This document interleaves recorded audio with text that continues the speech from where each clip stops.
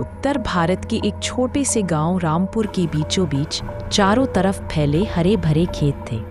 दिन में ये खेत सुनहरे गेहूं की बालियों पर पक्षियों की चहचहाहट से भर जाते, लेकिन रात होते ही इन खेतों पर एक अजीब सा सन्नाटा छा जाता।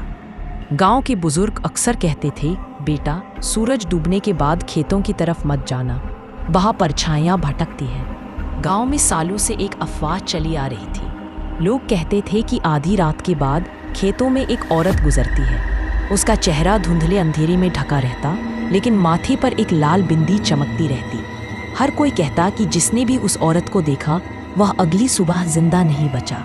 गांव के पंडित जी बताते थे कि पिछले 20 सालों में 15 से ज्यादा मौतें हुई हैं, और हर बार वही कहानी, रात में किसी ने खेतों में औरत को चलते देखा और सुबह उसका शव खेत की मेड़ों पर मिला। लोगों ने डर के मारे खेतों की ओर जाना छोड़ दिया था।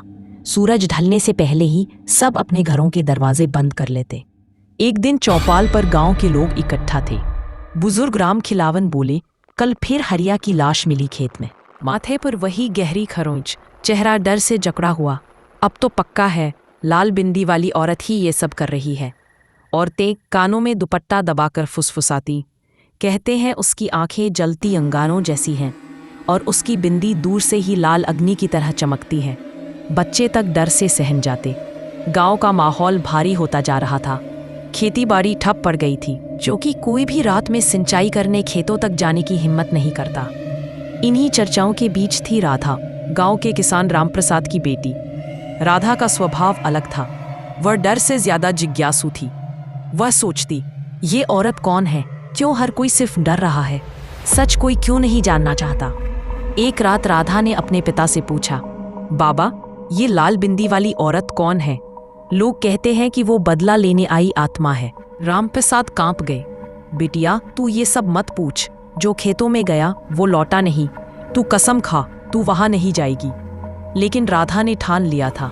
उसके अंदर डर से ज्यादा साहस था। उसने अपनी सहेली कमला से कहा, मैं आज रात सच देखूंगी।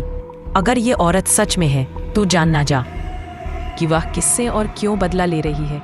रात के लगभग 12 बजे चांद बादलों के पीछे छिपा था। राधा ने अपने पाँव में पायल बांधी, हाथ में लालटेन ली और खेतों की तरफ निकल पड़ी। हवा में सीलन और मिट्टी की गंध थी। दूर कहीं कुत्ते भौंक रहे थे। जैसे ही वह खेत की मेड़ पर पहुंची, अचानक सामने धुंध थी। उस धुंध में एक औरत का धुंधला सा अक्स दिखाई दिया।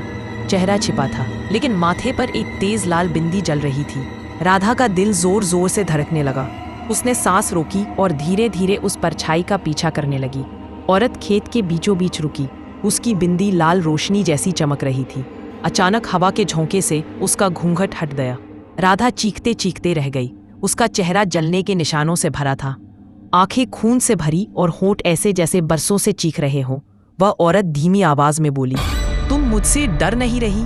राधा कांपते हुए बोली, तुम कौन हो? औरत की आवाज टूटने लगी। मैं सावित्री हूँ। कभी इसी गांव की बहू थी।